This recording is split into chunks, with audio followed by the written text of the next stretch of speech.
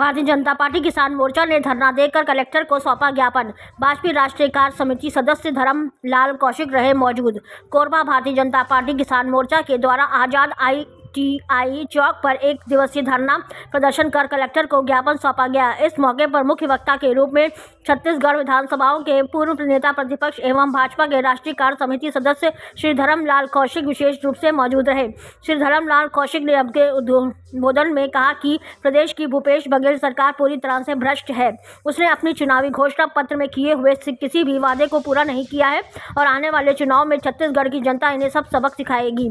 श्री धर्मलाल कौशिक ने अपने उद्बोधन में छत्तीसगढ़ की भूपेश सरकार को आड़े हाथों लिया और कहा कि भूपेश बघेल सरकार की नाकामी का सबसे बड़ा पैमाना तो यह है कि उन्होंने छत्तीसगढ़ में प्रत्येक व्यक्ति को 40,000 के उधार तले दबा दिया है। उन्होंने आगे कहा कि छत्तीसगढ़ में गोबर घोटाला, शराब घोटाला, ऐसे अनेक घोटाले किए गए हैं जिसका जवाब लेने के लिए छत्तीसगढ़ की जनता तैयार बैठी है। जनता पार्टी के द्वारा कलेक्टर कार्यालय का घेराव कांग्रेस के द्वारा सरकार आने के बाद में जो ज्यादती किसानों के सामने कर रही है, गोबर खरीदी कहीं हो नहीं रही है और वर्मी कंपोस्ट के नाम पर 10 रुपए किलो के हिसाब से प्रत्येक किसान को 30 किलो दिया जा रहा है।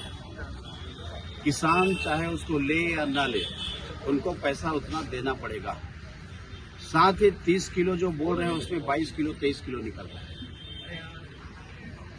खाद जब किसान की आवश्यकता पड़ती है तो सोसाइटी में खाद नहीं मिलती, फिर 500-600 रुपये में यूरिया खरीदना पड़ता है। जिस प्रकार से ये सरकार चल रही है, आज किसान लगातार परेशान है और किसानों को प्रताड़ित करने का काम इस सरकार के द्वारा की जा रही है। इन सारी बातों को लेकर के हमारे किसान मोर्चा के द्वारा इस कार्यक्रम का आयोजन किया गया है और कलेक्ट्रेट का घेराव करना है और जाकर के ज्ञापन देंगे कि जिस प्रकार से सरकार की ज्यादती है उसको रोके। जो शिक्षा से लेना चाहे वहीं कोई दिक्कत नहीं है, लेकिन जबरदस्ती जो दे रहे हैं वो हमारे लिए, किसानों के लिए त्रासदी से कम नहीं है। साथ ही आप देखे हैं कि गौठान में कितना जो हमारे भ्रष्टाचार हुआ है, गोबर खरीदी में भ्रष्टाचार हुआ है। अभी विधानसभा में प्रश्न उठाए थे तो 246 करोड़ रुपए के गोबर खरीदे, 17 करोड़ रुपए केवल उसके उत्पाद के रूप में बता पाए। 229 करोड़ का घोटाला केवल गोबर में हुआ है। 10,000 से ऊपर गौठान बनाए हैं, 18 लाख 20 लाख से कम गौठान नहीं है। 10,000 बनाए हैं। आप सोचिए कि केंद्र सरकार के पैसे का कैसा दुरुपयोग किया गया है, चाहे वो मनरेगा का हो, DMF की राशि का हो, 14 वित्त आयोग, 15 वित्त आयोग की राशि का हो। इन सारे पैसा का दुरुपयोग, और गौठान में जाके देखेंगे तो एक भी गौ माता आपको नहीं मिलेगी। सारे गौ माता सड़कों पे आपको दिखाई दे रही है और आज ये स्थिति हो गई है कि गौ माता मर रही है और उससे एक्सीडेंट होकर के आदमी भी मर रहा है।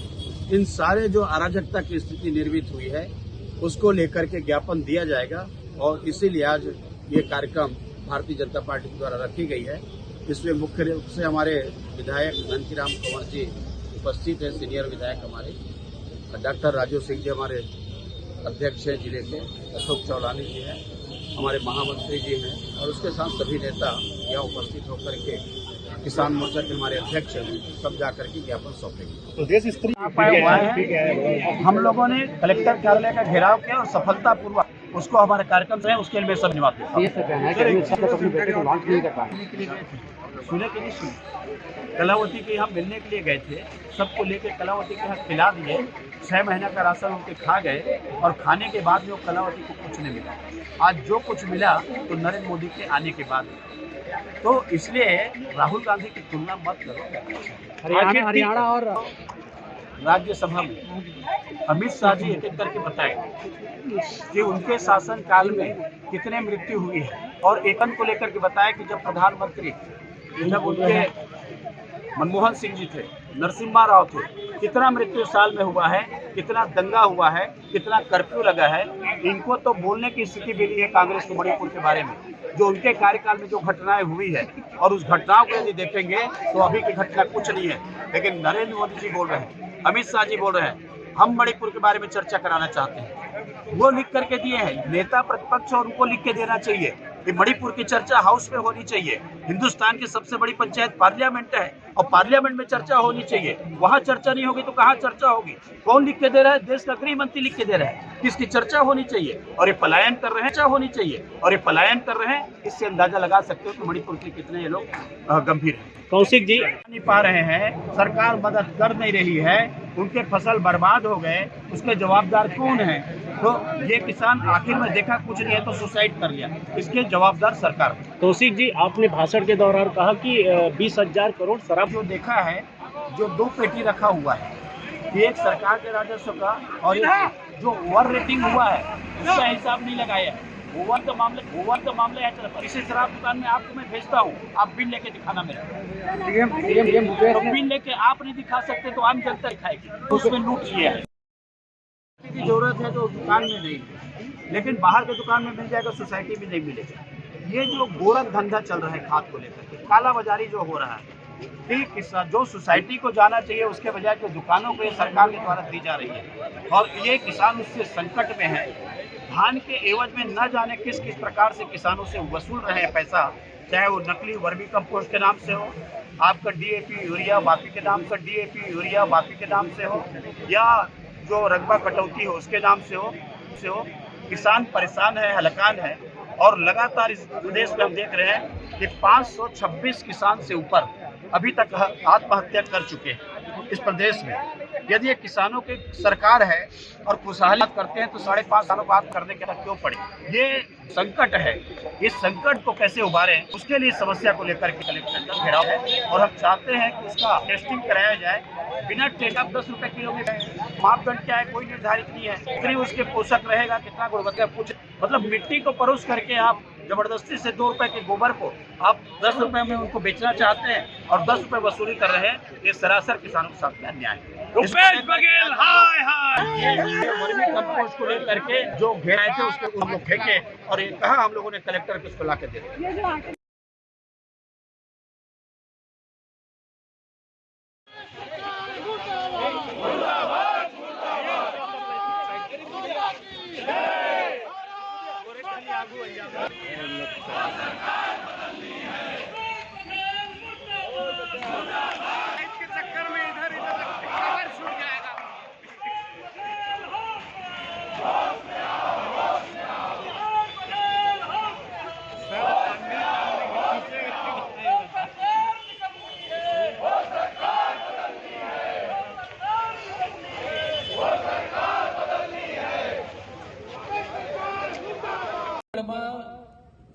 भूपेश बघेल की सरकार यदि एक लाइन में कहे जाए वो सरकार के बारे में